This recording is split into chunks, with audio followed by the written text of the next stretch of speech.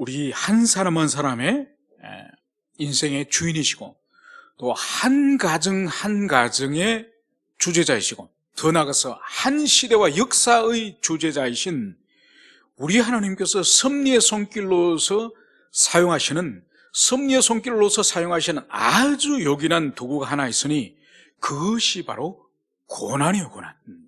그래서 개인의 고난이나 한 공동체의 고난이나 아니면은 그 민족과 국가 전체가 당하는 고난이나 그러면 한 시대 온 세계가 당하는 이 고난은 다 하나님의 섭리를 떠나서는 도무지 설명을 할 수가 없는 거죠.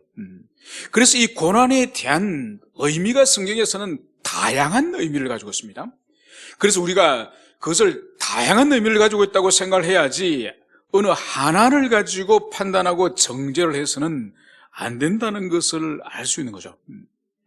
그러니까 하나님의 사람으로서 우리 주님의 마음에 그렇게 합당하였던 다윗의 인생의 말년에 당하였던 고난은 우리는 잘 알고 있습니다. 그의 집안에 칼이 떠나지 않을 것이라는 이 주님의 말씀과 함께 그의 집안에 이제 형제들끼리 자녀들끼리 이제 칼과 칼이 잇대는 일들이 이 다윗이 죽는 그 순간까지 계속적으로 자녀들이 서로를 죽이는 그런 일들이 있는 거죠. 그래서 이 다윗의 집안에 다윗의 가문에 이 고난이 일어난 이것은 다윗 인생에 저질렀던 그 죄에 대한 하나님의 징계의 성격으로서 그 의미가 있는 거죠. 그러나 여러분, 욥에게 있어서 고난은 달라요. 욥이 다윗처럼 간음을 하였거나 아니면은 다른 자신의 어떤 이웃을 살인을 한 그런 범죄를 욥은 저지른 적이 없습니다. 욥의 인생의 고난은 말할 수 없는 고난을 당했지만은 하나님의 아주 특별한 비상섭리 가운데서 그의 영혼을 정금과 같이 빛나게 주님께서 순결하기 위해서 특별한 그런 고난을 주님께서 허락하셨음을 볼 수 있습니다. 여러분, 초대교회가 아주 혹독한 고난을 당했지 않습니까? 심지어 순교의 길을 걸어가야 될 정도로 얼마나 많은 고난을 당했습니까? 이것은 또 다른 의미의 고난의 의미죠.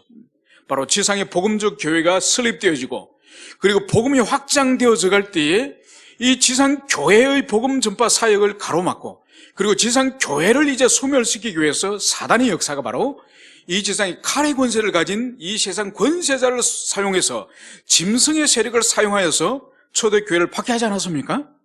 여러분, 그렇다고 한다면 오늘 이 출애굽기 1장의 고난은 또 다른 고난의 의미를 가지고 있는 거죠. 여러분, 이 출애굽기는 창세기 말씀과 밀접한 연관성을 가지고 있습니다. 오늘 출애굽기에 5절에 보면 야곱의 허리에서 나온 사람이 모두 70이요. 이것은 뭔가 하니까 창세기 마지막 장면이 이제 아버지 야곱이 아들이 총리 대신으로 있는 이 이집트로 이제 내려오는 장면이 나오지 않습니까? 그때 아버지 야곱이 10아들과 이제 내려올 때에 그 식솔들이 모두 70명이라고 성경이 기록하고 있습니다. 그것을 말하는 거예요. 그래서 70명의 이 자식을 데리고 한 집안 전체가 이집트로 이제 기근을 피하여서 이주를 하지 않습니까? 그런데 오늘 6절에 보면 요셉과 그의 모든 형제와 그 시대의 사람은 다 죽었고 이제 아버지 야곱을 중심으로 하여서 이 12아들 그리고 그 아래 식솔들, 자녀들 70명이 이제 오늘 다 죽었음을 보여주는 거죠. 그러니까 세월이 이제 많이 흘렀음을 보여주고 있습니다.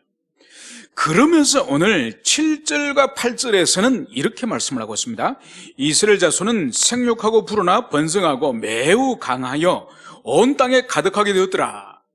여러분, 오늘 이스라엘 자손의 이 번창함을 오늘 5가지의 수식으로 말씀을 하고 있습니다. 생육하고 불어나 번성하고 매우 강하고 온 땅에 가득하게 됐더라. 그러니까 오중적으로 5가지 수식어를 통해서 이스라엘 백성들이 얼마나 빠른 속도로 번성하였는지 그것을 여기서 보여주고 있는 거죠. 여러분, 이스라엘 백성들이 왜 가나안 땅, 하나님이 약속하신 가나안 땅에 살지 않고 야곱과 그의 자녀들이 이집트로 이주를 했을까요? 왜 내려왔죠? 바로 가나안 땅에 하나님께서 기근이라고 하는 흉년이라고 하는 고난을 허락하신 거예요. 여러분, 그 땅에 계속 풍년이 들고 가뭄이 없고 좋은 일이 계속 이 가나안 땅에 있었다고 한다면은 이 70명의 가족들이 이집트로 내려오지 않죠. 야곱이 자기 자녀들에게 양식을 사오라고 이집트로 보내지를 않죠. 그러니까 하나님께서 1차적으로 가나안 땅에 기근이라고 하는 흉년이라고 하는 고난을 그 땅에 허락하신 거예요. 그래서 그 고난을 피하기 위하여서 이집트로 내려온 거죠. 그런데 이집트로 내려온 이것은 고난을 피하러 내려왔지만은 더 엄격히 말해서는 창세기 15장에 하나님께서 아브라함과 언약을 맺으시면서 하나님이 무슨 말씀을 하시죠? 너의 후손들이 이제 이방 땅에서 400년을 머물 텐데, 이방 나라에서 400년을 머물 텐데, 이제 그 땅의 사람들이 너희 후손을 이제 학대를 할 것이다. 학대를 받고 난 이후에 이제 400년이 지난 후에 후손들이 이제 그 땅에서 나올 것이다. 이미 400년 전에 하나님께서 아브라함에게 이제 가나안 땅을 떠날 것을 말씀하시고, 떠나서 400년간을 그 땅에서 살다가 학대를 당하고 다시 돌아올 것을 주님께서 말씀하신 거예요. 여러분, 그 하나님의 계획과 하나님의 뜻이 이제 이루어져감을 여기서 볼 수가 있으니 오늘 큰 엄청난 민족으로 이제 번성함을, 그것을 보여주는 거죠. 여러분, 내려갈 때만 하더라도 70명밖에 되지 않는 한 집안이에요. 한 가정이에요. 한 가정이잖아요. 한 국가와 민족이 되는 엄청난 이 일이 일어났음을, 그것을 보여주고 있습니다.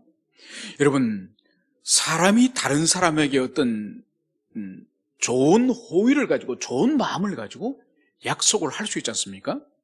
그러니까 부모라 할지라도 이렇게 자녀에게 너가 나중에 결혼할 때 내가 60평짜리 아파트 하나 사줄게, 이런 약속을 할 수 있습니다. 그런데 그 자녀가 자라서 한 30 정도 돼서 결혼할 때 됐는데 어떤 아버지는 까먹어 버렸어. 10살 때 약속을 했는데 20년 지나니까 잊어버렸어. 그래서 언제 내가 그런 거 약속했냐, 오리발을 내미는 그런 부모 있을 수 있습니다. 또 어떤 부모는 10살짜리 아들에게 60평짜리 아파트 사주겠다고 큰 소리 쳤지만은 20년 지나고 나서는 다 까먹고, 탈탈 다 까먹고, 선한 의지는 있지만은 능력이 없어서 사줄 돈이 없는 거예요.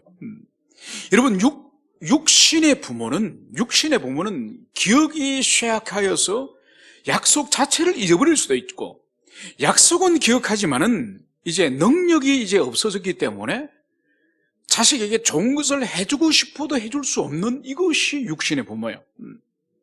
그런데 오늘 하나님께서는 20년, 30년도 아니고 400년 전 아브라함이 하신 그 약속을 주님께서 이제 이루시기 위해서 첫 번째 오늘 일을 하셨으니, 그것이 바로 오늘 여기 있는 이 7절에 있는 오중적으로 이스라엘 백성들이 그 어간 동안에 얼마나 많이 폭발적으로 성장하였는지 오중적인 수식어를 사용하여서 이제 이스라엘 백성들이 엄청난 민족을 이루었음을, 그것을 여기서 말씀하시는 거죠.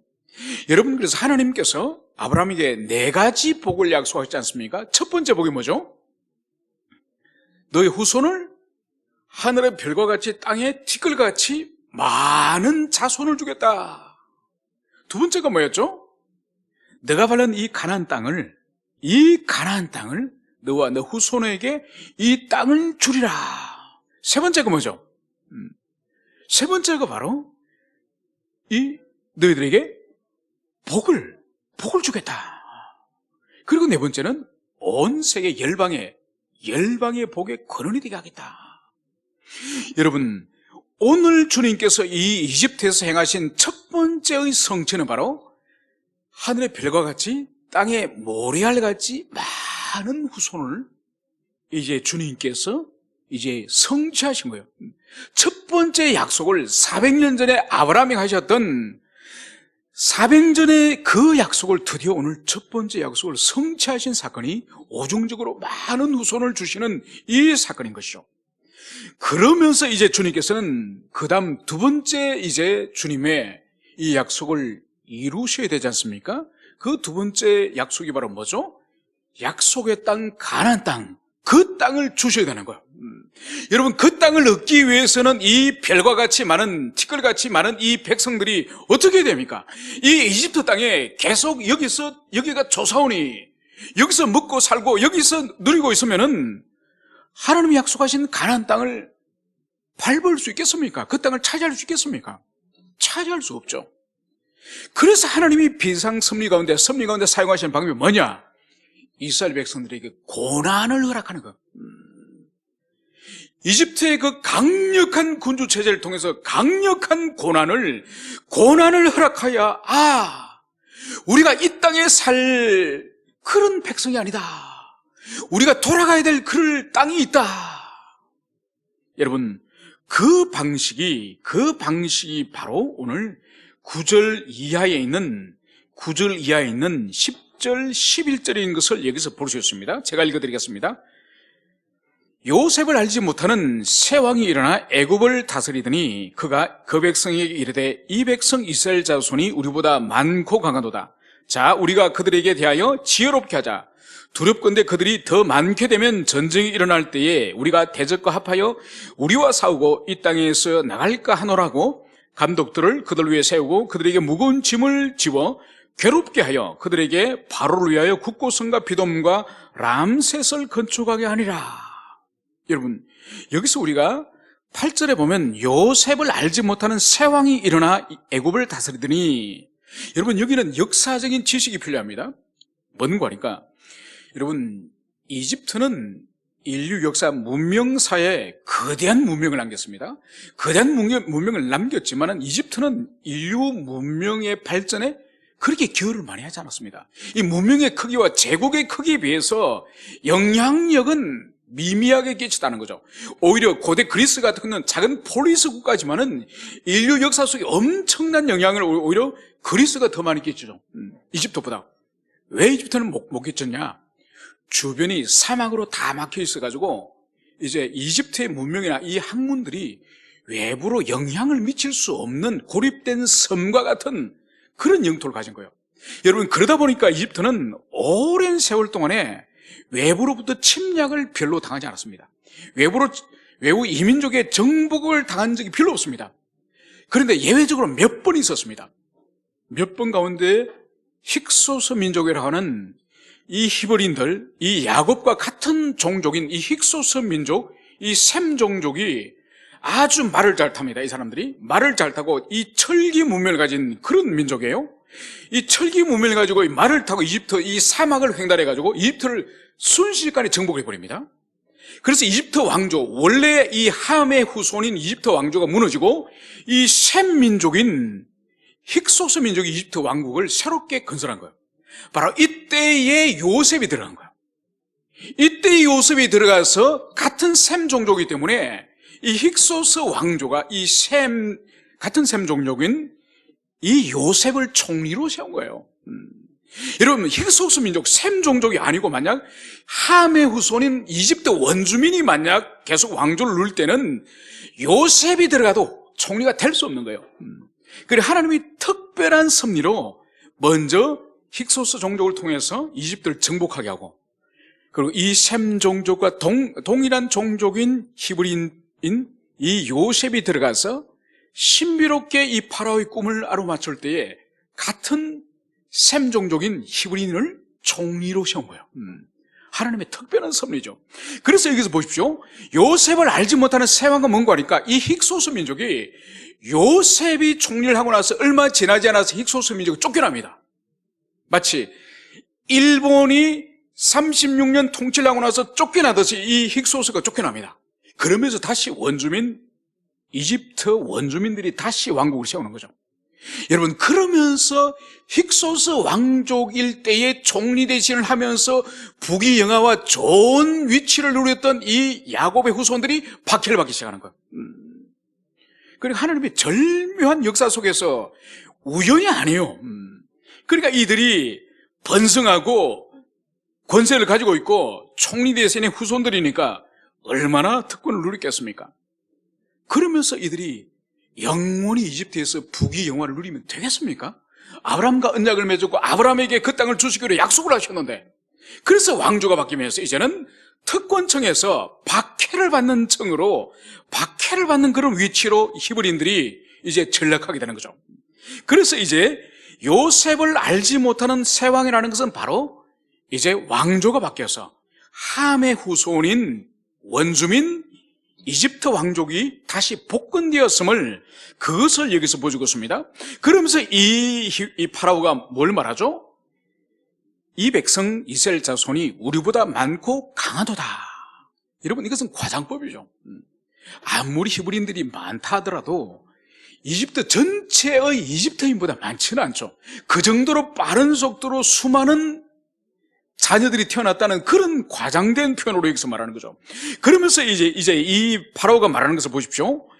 이들이 더 많게 되어 전쟁이 일어날 때에 우리 대적과 합하여 우리와 싸우고 이 땅에서 나갈까 하노라. 이것이 바로 뭔가니까, 과거 힉소스 민족이 이집트를 정복했기 때문에 그들이 또다시 온다고 한다면은, 또다시 쳐들어온다고 한다면은, 지금 이집트 안에 있는 이 히브리인들이 힉소스와 연합해서 또 이집트 왕국을 무너뜨릴지 모른다. 이 두려움을 이 이집트인들이 지금 가지고 있는 거죠. 그래서 이들의 지금 방법이 바로 뭔가요? 이들의 방법이 바로 감독을 세우고 그들에게 무거운 짐을 지워 괴롭게 하고, 그리고 파라오를 위해서 국고성과 비돔과 람셋을 건축하게 하니라.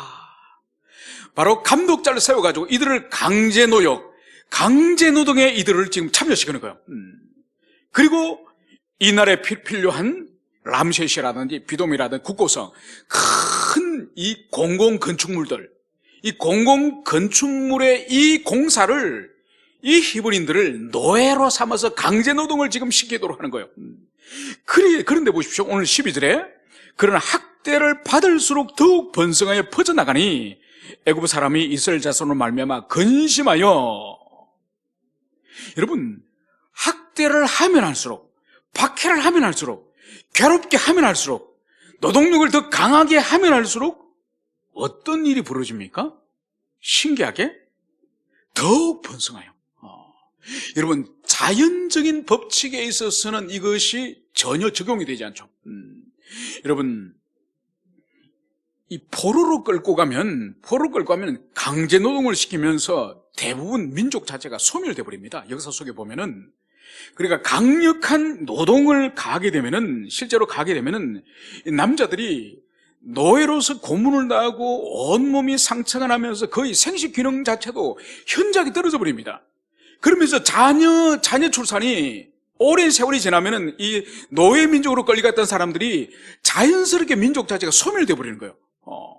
그런데 신기하게는 강제 노동을 하고 거대한 건축물을 만드는데 동원시켜가지고 엄청나게 혹살하는데도 학대를 받으면 받을수록 더 민족이 번성하는 거예요. 여러분, 왜 그럴까요? 여러분, 학대를 하는 이 손길은 누구의 손길입니까? 파라오의 손길이요. 파라오의 강력한 이 압박, 이 박해지만은 지금 히브리인들 위에는 누구의 손길이 지금 그 위를 듣고 있습니까? 여호와 하나님의 손길을 듣고 있죠. 이런 파라오의 손길이 비록 박해를 가하지만은 여호와 하나님의 손길을, 그것을 듣고 있기 때문에 파라오가 이스라엘 백성들을 소멸시킬 수 없는 거예요. 없앨 수가 없는 거죠. 그리고 자녀를 더 그들 하여금 육체적으로 피곤하고 지치고 힘들게 하여서 후손을 낳지 못하도록 하였지만은 하나님이 도우시고 하나님이 복을 주시고 하나님이 아브라함에게 하늘의 별과 같이 바다의 모래같이 주시겠다고 하나님이 약속하셨는데, 그 하나님의 그 약속을 어떻게 인간의 박해로서, 학대로서 하나님의 역사를 어떻게 가로막겠습니까? 그래서 학대를 하면 할수록 더욱더 번성하여. 여러분, 이것이 우리 아버지 하나님의 능력이에요. 여러분, 그렇기 때문에 우리 그리스도 안에 있는 자는 세상을 두려워할 필요가 없는 거예요. 짐승의 세력, 즉 그리스도의 세력, 이 세상의 어떠한 세상 권세자도 우리가 그리스도 안에 있고 하나님의 자녀로 한다면 절대로 두려워할 필요가 없습니다. 여러분, 그것을 두려워할 필요가 없는 이유를 이제 살펴보겠습니다. 오늘 15절에서 보면은 이제 이 파라오가 이 히브리인 종족이라는 것은 학대를 하고 강제노동을 하고 더 큰 그런 육체적으로 어려움을 주더라도 도무지 이들의 후손을, 이 번성하는 후손을 막을 수 없다. 이 결론이 이런 거예요. 파라오도 자기 능력으로는 이것이 불가능하다는 것을 발견한 거예요. 그래서 15절에 보면은 이 파라오는 새로운 방법을 씁니다. 바로 히브리 산파 십보라라는 사람과 부하라는 사람에게 명령을 합니다. 그것이 바로 너희는 히브리 여인을 위하여 해산을 도울 때에 그 자리를 살펴서 아들이거든 그를 죽이고 딸이거든 살리두라. 여러분, 이 십보라, 이 부하라는 이 여인은 아마 오늘날로 치면은 조사는, 그죠? 아기를 놓을 때 옆에서 아기를 안전하게 놓을 수 있도록 돕는 조산원의 역할입니다. 그래서 이 조산원에게 명령 내리는 것이 바로 뭐죠? 아기 놓는 것을 지켜보다가 남자면은 죽이고 여자면 살리라.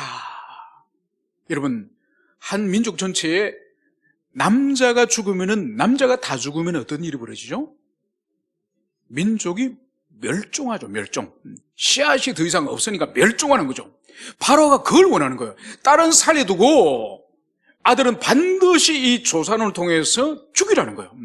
이것이 바로 강한 노동력을 통해서, 학대 방식을 통해서 민족을 멸절시키기보다는 이제는 다른 방법인 조산원을 통해서 직접적인 이 영아 살해, 이 방식으로 이제 민족을 멸절시키기로 한 것을 여기서 볼 수 있습니다. 그런데 어떤 일이 벌어졌습니까? 오늘 17절, 그러나 산파들이 하나님을 두려워하여 애굽 왕의 명령을 어기고 남자 아기들을 살린지라. 여러분, 오늘 이 산파들이 오늘 한 일의 결과가 뭔가요? 파라오는 남자면 죽여라, 여자면 살리두라, 이 명령을 내렸지만은 이 산파들은 어떻게 했죠? 남자아이를 죽였습니까? 살렸습니까? 살려뒀죠. 여러분, 왜 세계 제국인, 그 당시 아프리카와 전 세계 최고의 최강의 제국의 이 왕인 이 파라오의 명령을 이 히브리 노예의 산파, 이 산파가 왜 그 강력한 이 권세자, 이 지상의 최고의 권세자의 명령을 거역할 수 있을까요? 그 원인이 뭐죠? 오늘 산파들이 하나님을 두려워하여, 여러분, 하나님을 경외하기 때문에 이 세상 왕의 명령을 순종하지 않는 거예요. 왜냐하면 이 세상 왕의 명령과 하나님의 이 계명과 말씀은 비교할 수 없다는 것을 알 수 있는 거죠. 여러분, 이때는 아직 십계명이 주어지지 않았습니다. 6번째 계명에 살인하지 말라는 말씀이 있지 않습니까? 아직은 십계명이 주어지지 않았어요. 십계명이 주어지지 않았지만은 사람의 생명을 하나님께 주셨고, 그래서 인간의 생명을 함부로 죽이는 것은 하나님의 창조 질서와 하나님의 자연법에 범하는 양심을 위반하는 문제라는 것을 이 산파도 다 아는 거죠.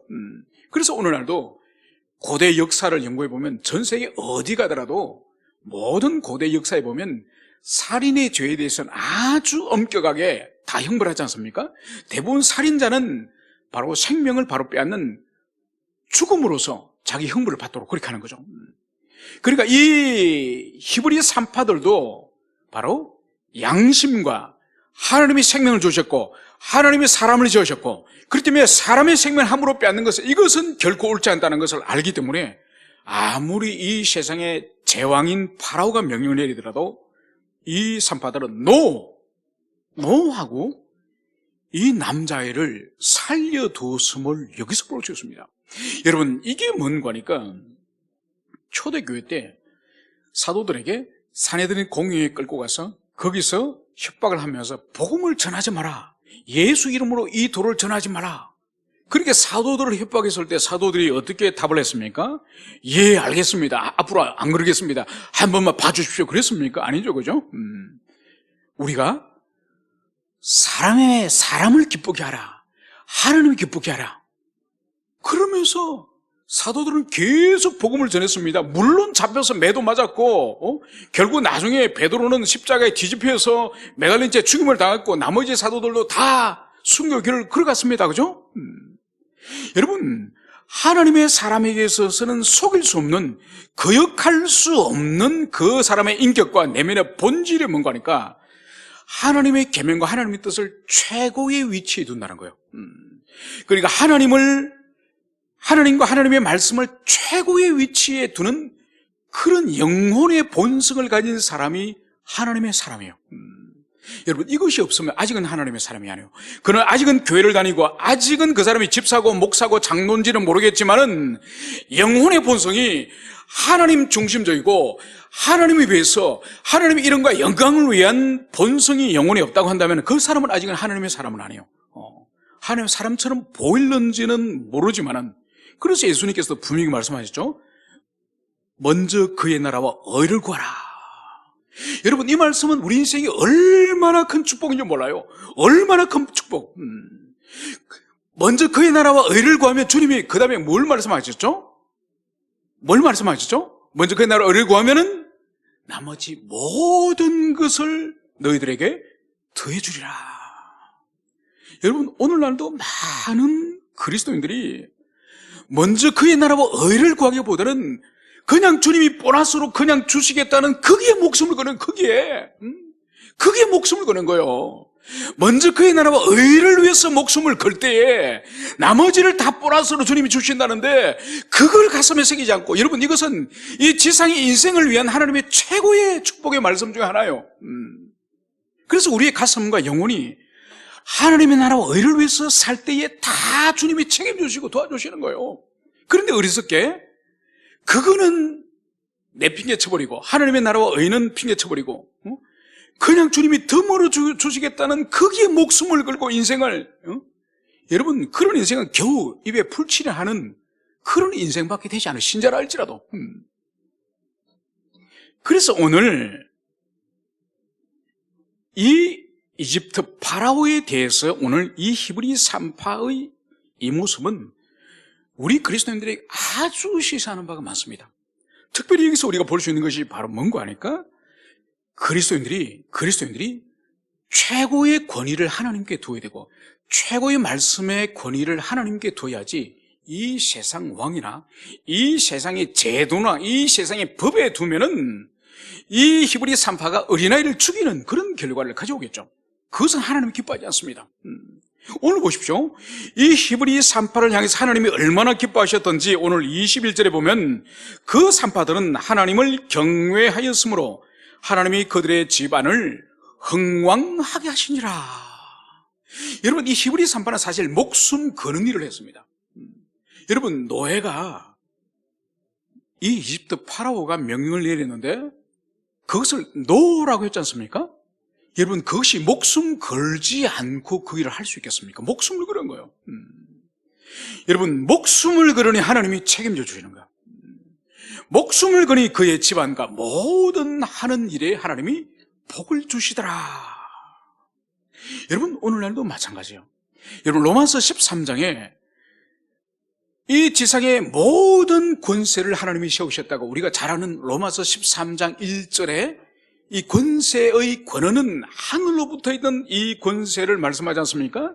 여러분, 이 말씀을 사람들이 오해를 많이 합니다. 뭘로 오해하느냐? 이 지상의 모든 권위는 하나님이 세웠기 때문에 자기 윗사람에게 다 순종해야 된다. 여러분, 그렇게 해석하려면은 절반도 안 맞는 거예요. 뭐냐? 지상의 모든 이 인간들의 이 최고의 권위, 그 최고의 권위도 그 위에 권세자인 하나님이 부여한 거예요. 여러분, 그렇게 오늘 우리에게 적용한다고 한다면 이 지상에 있는 최고의 권위는 뭐죠? 우리나라에 있어서 헌법이죠, 헌법. 그 헌법을 통해서 거기서 대통령과 국회와 사법부와 모든 권위가 이 헌법, 최고의 법책인 헌법으로부터 다 그 헌법 기구들이에요. 여러분, 그렇기 때문에 인간 지도자들도 헌법 아래 있고 헌법 위에 유일하게 있는 것이 바로 하나님의 말씀, 성경과 하나님이에요.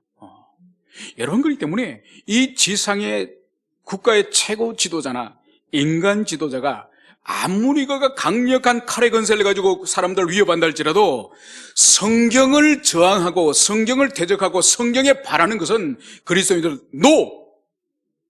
이게 그리스도인 사명이에요. 여러분, 왜 우리 그리스도인들이 오늘날 고난받는 것을 왜 두려워하는지 압니까? 그 본질 가운데 하나는 박해를 받거나 고난받는 것을 피하고 싶고 그것을 가지고 세상과 타협하고 싶은 거예요. 여러분, 원래 우리 그리스도인은 세상에서 진리대로 살다가 고난이 오면은 받아야 되는 존재가 우리예요. 여러분, 여기 십부와 부활한 이 산파들이 지금 환난을 타협했습니까? 아니요. 파라오에게 어려움을 당하면은 당할 수 있다는 것을 각오하고 이 아이들을 살린 거예요. 여러분, 그래서 오늘날도 마찬가지예요. 우리가 살아가는 이 시대의 법체계라든지 국가 체계라든지 정치 지도자라든지 이 사람들이 성경을 반하거나 하나님을 반하는 것을 요구하는 것을 우리는 노라고 하는 거예요. 노라고 하면서 벌금을 때리면 벌금을 맞고 벌금을 내고 감옥에 가라면 감옥에 가고 직장을 그만두라면 그만두고 교회 문 닫으라면 교회 문 닫고. 여러분, 고난은 받아들이는 것이 고난 피하고 타협하는 것이 아니에요. 우리가 오해를 하면 안 됩니다. 여러분, 그러면은 초대교회 왜 복음 전했겠습니까? 대제사장이 복음 전하지 말라면 알았습니다. 오늘까지만 전하고 그만하겠습니다. 그게 아니에요. 진리대로 살다가 당하는 것은 받아들이는 거예요. 심지어 순교의 길을 할지라도 주님께서 부른다고 생각하고 받아들여야 되는 거예요. 물질적인 손해든지 아니면 우리가 감옥에 갇히는 거라든지. 여러분, 교회 타락의 본질은 뭔가 하니까 진리대로 살면서 당할 수 있는 것을 받아들이겠다는 것이 아니라 말씀을 따라 살려고 할 때에 불이익을 당하고 환난을 당하고 고난을 당하고 순교를 당하고 박해를 당하는 이것을 피해버리고 타협해버리고. 여러분, 여기서 모든 교회의 변질과 모든 타락이 여기서 나오는 거예요. 오늘 이 부하와 이 십부라의 이 바로에 대한 이 태도, 이 태도를 오늘 이 시대를 살아가는 우리들이 가슴에 깊이 새게 될 것입니다. 그러나 사탄은 더욱더, 이 파라오는 더욱더 집요하게 이제 다가옵니다. 마지막 말씀 22절. 그러므로 바로가 그의 모든 백성에게 명령하여 이르되 아들이 태어나거든 너희는 그를 나일강에 던지고 딸이거든 살려두라 하더라.